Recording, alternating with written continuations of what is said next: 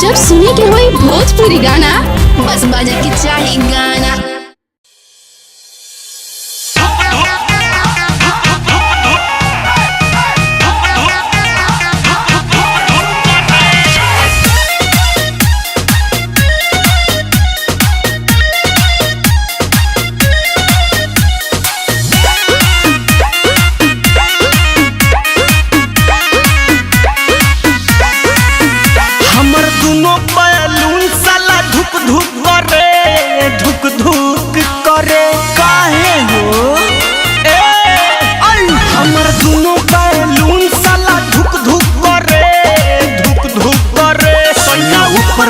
नीचे हाथ डाले बीचे बीचे जब हला करी मुंह धके चुप चुप करे हमर दोनों बैलून साला धुक धुक करे हमर दोनों बावल ऊपर वाला भुक भुक करे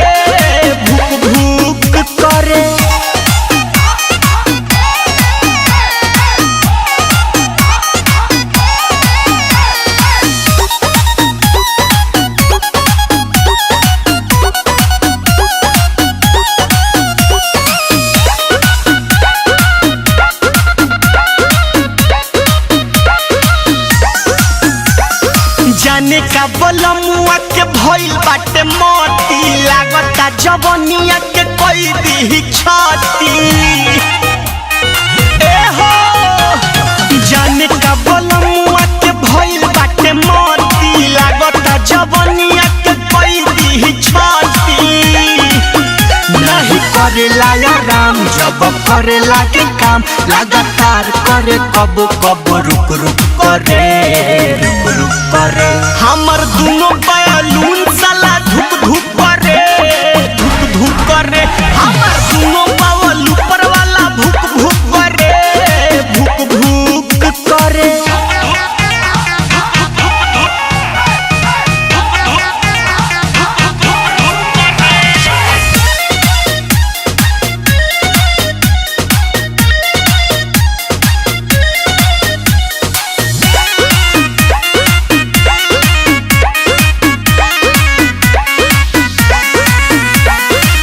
करे हर चीज बाकी रखे न संभार के बोलू बिशुनपुरी छोड़े दर्द कबार के